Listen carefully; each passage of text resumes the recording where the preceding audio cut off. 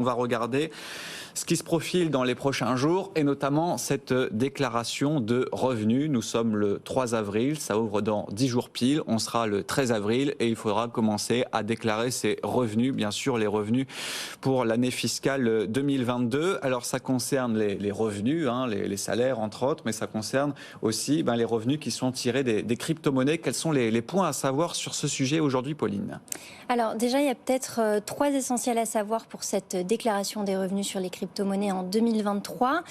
La première chose, c'est qu'évidemment, la fiscalité sera différente si un contribuable est considéré comme un particulier ou comme un professionnel. Évidemment, s'il est professionnel, il va payer plus de taxes, mais on pourra en parler tout à l'heure. Ensuite, l'autre chose à savoir, c'est qu'en fonction de certaines opérations concernant les crypto-monnaies, de certaines cessions, il y aura aussi des régimes fiscaux qui seront différents. Donc ça rend aussi encore plus complexe le processus de déclaration fiscale sur l'année 2023.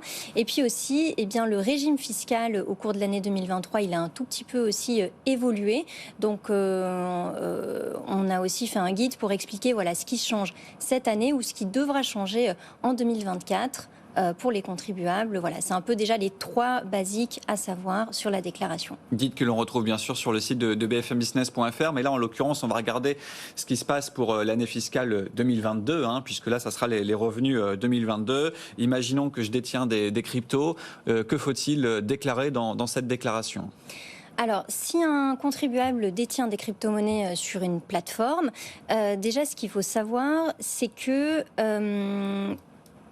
en termes de déclaration, si ces crypto-monnaies sont en fait sur une plateforme d'échange étrangère ou alors par exemple sur un PSAN, un prestataire d'actifs sur services numériques qui est étranger, il doit forcément déclarer ce compte à l'administration fiscale dans un formulaire, si je peux le dire précisément, c'est le 3916 bis. Donc en gros, chaque compte de crypto, chaque plateforme en fait étrangère devra être déclarée. Et en cas de non-déclaration de cette plateforme, le contribuable va se risquer à une amende de 750 €. Donc c'est pas négligeable. En revanche, si un utilisateur en fait dispose de crypto-monnaies sur un compte PSAN qui est français, donc en fait une société française enregistrée auprès de l'AMF, il n'aura pas besoin de déclarer cette plateforme aux impôts. Et pareil, si en fait il détient ses crypto-monnaies ou en fait ses clés privées sur un wallet, donc en fait c'est un portefeuille physique ou virtuel du type Ledger ou encore MetaMask, là encore pas besoin de déclarer ses crypto-monnaies aux impôts. Par contre, si un auditeur, téléspectateur a acheté des cryptos, les a revendus, a par exemple fait une plus-value, comment ça se passe dans ce type de cas ? Alors dans ce type de cas, on considère qu'il y a des cessions imposables qui doivent être déclarées, effectivement dans deux cas de figure. Déjà, la cession d'une crypto-monnaie vers une monnaie traditionnelle, comme par exemple l'euro ou le dollar. Typiquement, si vous vendez des bitcoins contre des euros, ça devra être déclaré. L'autre cas de figure, c'est lorsqu'un investisseur réalise un achat d'un bien ou d'un service en crypto-monnaie. Par exemple, vous achetez une voiture en bitcoin ou alors vous décidez de... Parce qu'en plus, il y a de plus en plus de services en France qui permettent l'achat en crypto-monnaie. On le voit dans des pharmacies, dans d'autres types de services. C'est possible. Tous ces achats doivent aussi être déclarés. À l'inverse, quand on échange des cryptos en crypto ou des cryptos en stablecoin, c'est des crypto-monnaies qui sont basées sur des cours, des monnaies traditionnelles. Là, pas besoin que ce soit déclaré. Après, par contre, il y a une grosse différence entre les particuliers et les professionnels, un petit peu comme en bourse, c'est deux cadres fiscaux totalement différents. Ouais. Donc effectivement, pour un particulier, s'il réalise une plus-value en crypto-monnaie, donc là on va expliquer de quoi il s'agit.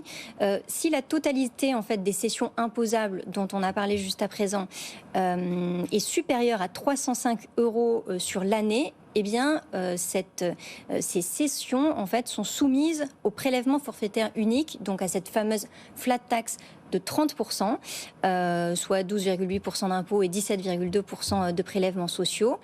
Et donc là, il s'agit de plus-value, mais ça s'applique aussi aux moins-values, c'est-à-dire que si un utilisateur a perdu de l'argent en vendant en fait des crypto-monnaies, ça doit aussi être déclaré.